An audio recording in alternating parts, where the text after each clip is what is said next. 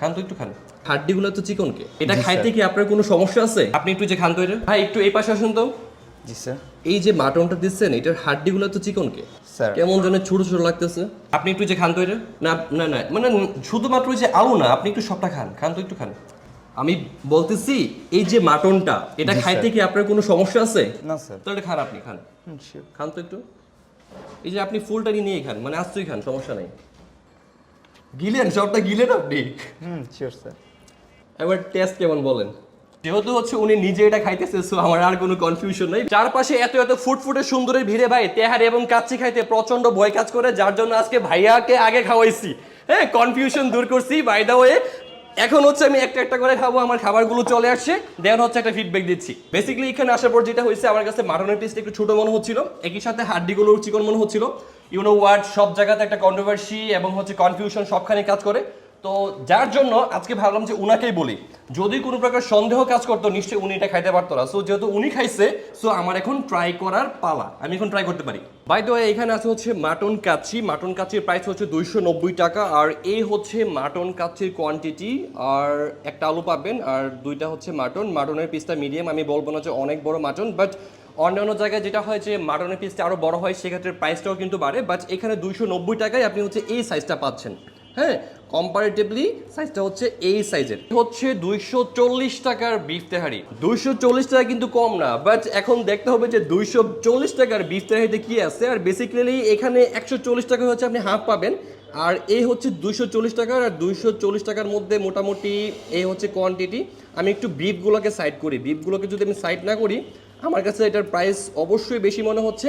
But এখন দেখতে হবে যদি বিফের কোয়ান্টিটি বেশি থাকে, তাহলে সেক্ষেত্রে এটাকে প্রেস অর্দি বলা যায়, কিংবা অর্তিত বলা যায়। এই হচ্ছে বিফের কোয়ান্টিটি। সো এই কোয়ান্টিটি হচ্ছে আপনারা পাচ্ছেন। সো আপনার কাছে কি মনে হয় যে 240 টাকায় এই যে সরিষার তেলের বিফ তেহারি, এটা কি অর্তিত নাকি প্রাইস বেশি?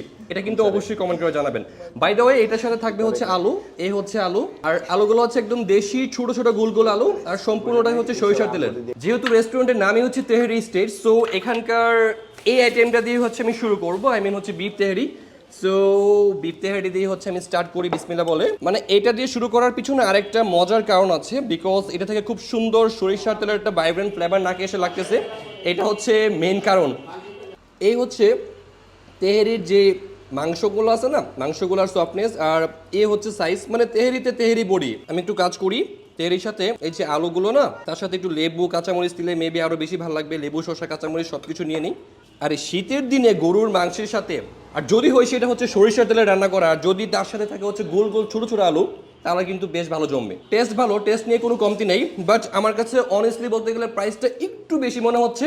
এই হচ্ছে আলুগুলা, মানে একদম চাপ দিতে ভুলে যায়, একদম দেশি আলু। এই চাটনিটা কি ফ্রি ভাইয়া? এখানে যে চাটনিটা দিছে না, এই চাটনিটা আপনি তেহারি খান, তারপর হচ্ছে কাচ্চি খান, কিংবা হচ্ছে মুরগ পোলাও, আপনি যাই খান সব কিছুর সাথে এই চাটনিটা আপনাকে ফ্রি দেওয়া হবে। ফ্রি জিনিস যেহেতু দিছে, ভাই একটু ট্রাই করে দেখি। I am not sure test কেমন হবে। চাটনিটা একদমই ঘন, টেস্ট অনেক ভালো। মানে অনেক জায়গায় হয় কি একদম পাতলা চাটনি দে, বাট এটা এমন না, একদমই ঘন একটা চাটনি। Taste is good. তেহারি ট্রাই করার পর এবার হচ্ছে আমি এখানকার কাচ্চিটা ট্রাই করব। সো এটা হচ্ছে বাসমতি চালের কাচ্চি, আর বাসমতি চালের কাচ্চির মধ্যে হচ্ছে এই হচ্ছে মাটনের সাইজ। হ্যাঁ, আর এই হচ্ছে কোয়ান্টিটি। একজনের জন্য কোয়ান্টিটি যেটা দিচ্ছে, আই থিঙ্ক ইটস ওকে, আপনি মোটামুটি পেট পুরে খেতে পারবেন। আর এই হচ্ছে রাইসটা। কাচ্চিতে তেলের পরিমাণটা মোটামুটি মিডিয়াম আছে। আই মিন হচ্ছে একদম ড্রাই তেল ছাড়া শুকনা এরকম না, আবার হচ্ছে একদম অনেক বেশি অয়েলি তাও না। আই থিঙ্ক তেলটা মিডিয়াম একটা রেঞ্জে আছে। আর এই হচ্ছে আলু, এক পিস আলু। এটা ছোট হয়ে গেছে ভাই, এটা আরেকটু বড় হইলে ভালো ছিল। মানে আমরা তো আসলে যাতে বাঙালি, মানে সব কিছুতে একটু বড় আর একটু বেশি বেশি খুঁজে অভ্যস্ত। কাচ্চির একটু এমনি খেয়ে দেখি। সো এই হচ্ছে মাটনের পিসের সাইজ। সো এটা হচ্ছে একটা হাড় সহ মাংস সহ মাটন, হাড় এবং মাংসর কম্বাইন মিক্স। হ্যাঁ, এই হচ্ছে আলু। সো একদম আলু, তার সাথে হচ্ছে মাটন এবং হচ্ছে লেবু, সব কিছুকে মাখায় মিক্স করে একটা ট্রাই করা যায়। এটার মধ্যে একটা জিনিস কমন, সেইটা হচ্ছে সরিষার তেলের স্ট্রং ভাইব্রেন্ট একটা ফ্লেভার। ওনারা যে সরিষার তেলটা ইউজ করে, যদি এখানে কোনো এসেন্স ইউজ না করেন, তাহলে মানতেই হবে এটা খুব পিওর একটা তেল, এবং এটার ফ্লেভারটা জোস। তেহারি তো খুব জোস লাগছে, অ্যাট দ্য সেম টাইম কাচ্চির মধ্যে এটা খুব জোস লাগতেছে খাইতে। তেহারের মধ্যে সরিষার তেলের ফ্লেভার, ভাই একটু এই পাশে আসুন তো। মানে এই যে সরিষার তেলের ফ্লেভারটা, এটা কি হচ্ছে অর্গানিক সরিষার তেল নাকি জাস্ট ফ্লেভার, কোনটা? না, অর্গানিক সরিষা তেল। মানে কোনো প্রকার এসেন্স ইউজ করেন আমরা না? কোনো প্রকারের এসেন্সি ইউজ করি না, আদার্স কোনো মেডিসিন ইউজ করি না, কোনো কেমিক্যাল ইউজ করি না। আমরা শুধু